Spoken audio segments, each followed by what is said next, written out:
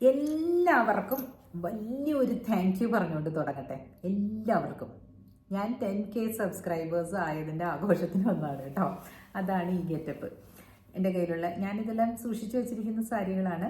എൻ്റെ ബ്രദറിൻ്റെ കല്യാണത്തിന് ഞാൻ കനകവല്ലിയിൽ നിന്ന് വാങ്ങിച്ചതാണ് കേട്ടോ. ഇത് ഇറ്റ് വാസ് ഇൻ 2012. അപ്പോൾ തുടങ്ങട്ടെ എൻ്റെ ഗ്രാറ്റിറ്റ്യൂഡ് പറച്ചിൽ. ആദ്യം തന്നെ നിങ്ങൾക്ക് എല്ലാവർക്കും സബ്സ്ക്രൈബ് ചെയ്ത് എന്നെ ഹെൽപ്പ് ചെയ്ത എല്ലാവർക്കും നന്ദി. ഓക്കെ. പിന്നെ ജഗദീശ്വരനോട്, ഗുരുവായൂരപ്പനോട്, എൻ്റെ സ്വാമി ഭഗവാൻ സത്യസായി ബാബയോട്, എൻ്റെ അച്ഛനോട്, പിന്നെ അമ്മ, പിന്നെ അരവിന്ദ്, പിന്നെ മോള്, പിന്നെ എൻ്റെ അനുജൻ ആകേഷൂട്ടൻ.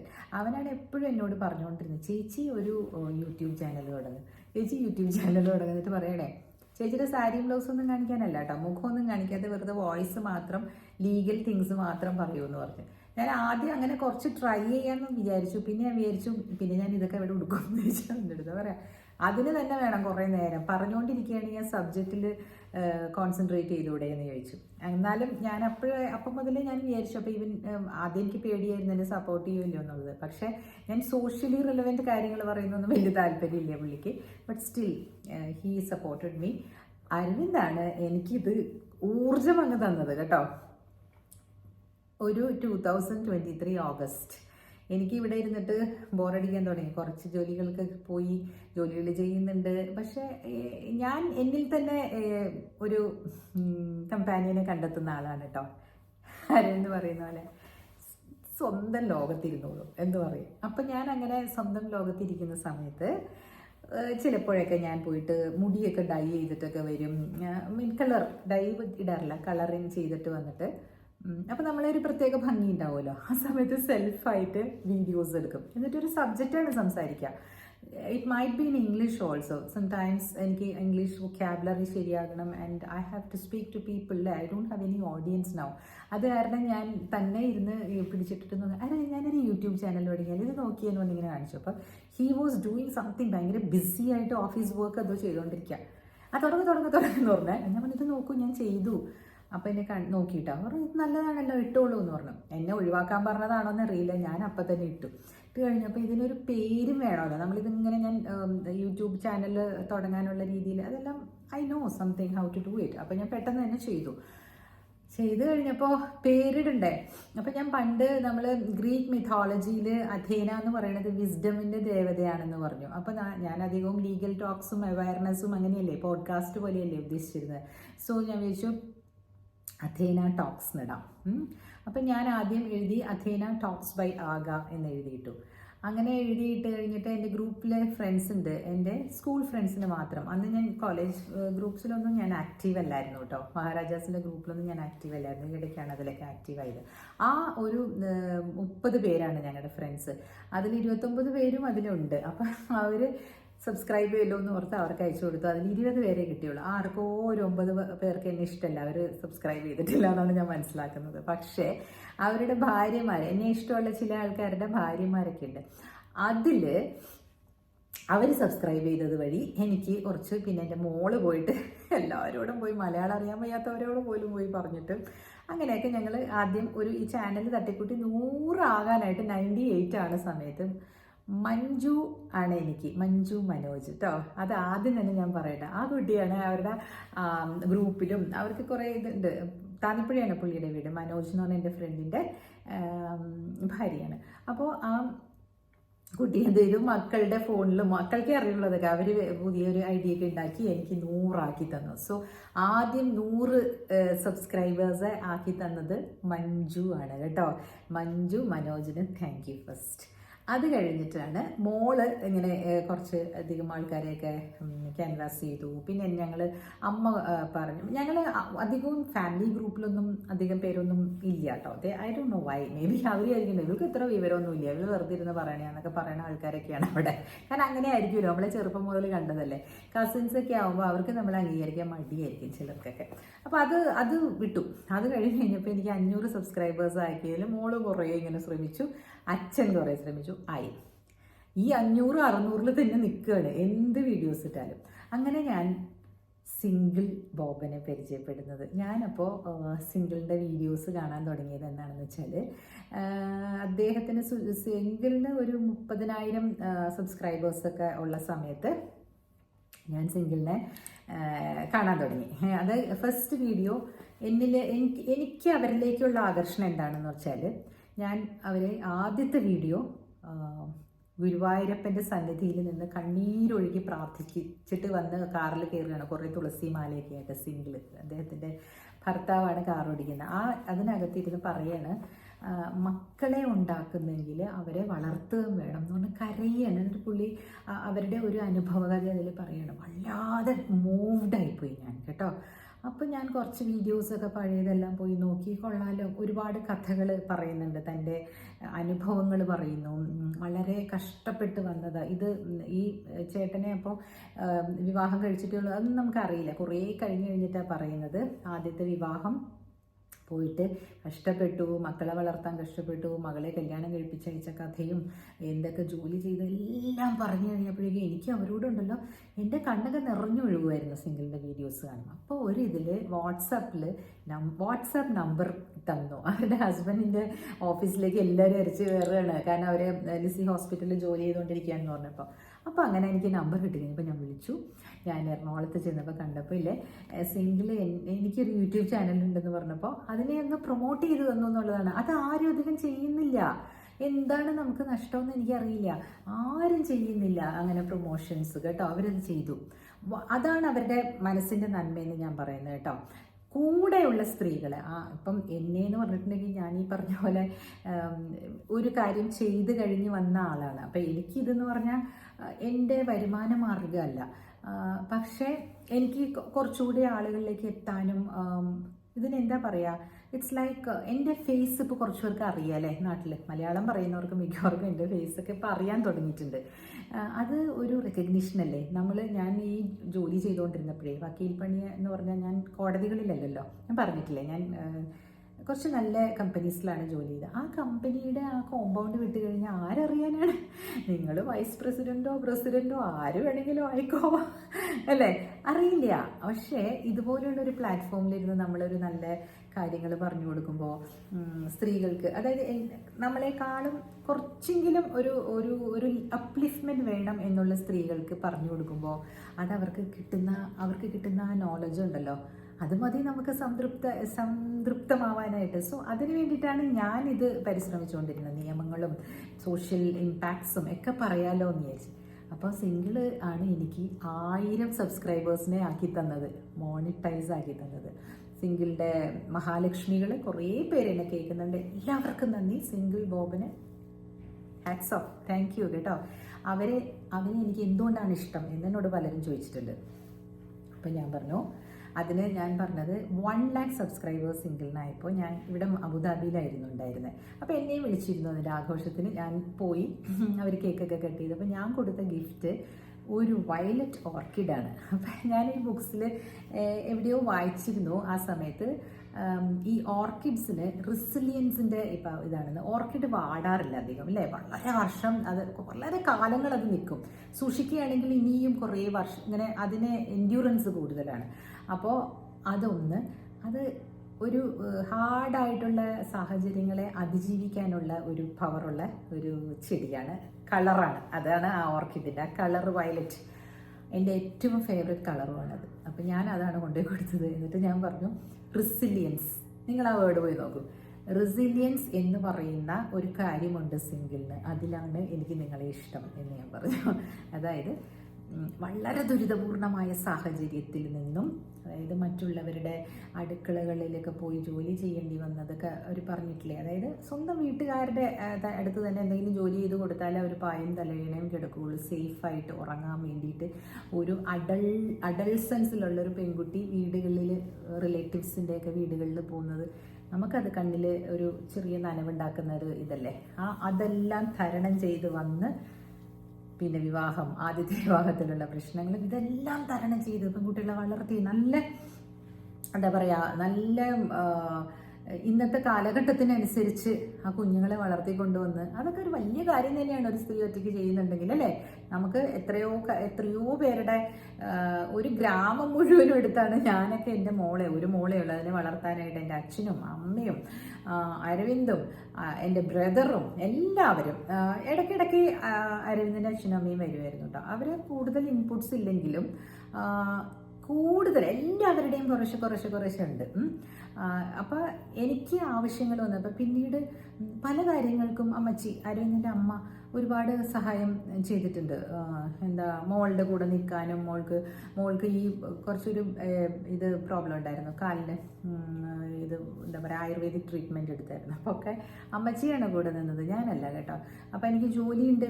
അമ്മച്ചി അന്ന് ആ 21 days അവൾക്ക് തിരുമിക്കുകയും അതൊക്കെ ചെയ്ത് ഒക്കെ നേരെയായിട്ട് വന്നു. ആ സമയത്ത് അമ്മച്ചിയെ കൂടെ നിന്നത് മോളുടെ കൂടെ. അപ്പോൾ അതൊക്കെ നമുക്ക് ആവശ്യമല്ലേ. എപ്പോഴും ഓരോരോ കുട്ടികൾക്കും ഓരോരോ അവസ്ഥകൾ വരുമ്പോഴും എല്ലാം ഗ്രാൻഡ് പേരൻസും എല്ലാം ഉണ്ടായിട്ടുണ്ടാവും അല്ലേ.